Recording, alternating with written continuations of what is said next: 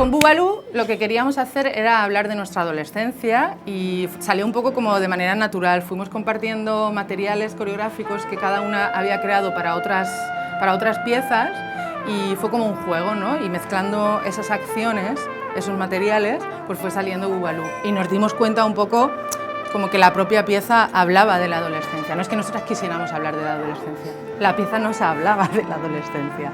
Tiene danza, tiene arte de acción, tiene golosinas y sobre todo es una pieza muy divertida. Así que venid a verlo porque es que os lo vais a pasar genial.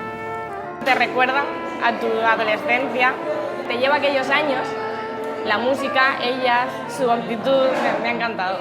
Los cambios, era una manera de ¿y ahora qué va a pasar? A mí me ha dado una idea para hacer con mi novia, Rolando con el beso, pero creo que no voy a comer chicles en un poco de tiempo. Y además te dan golosinas, aquí habían golosinas, ahora ya no quedan.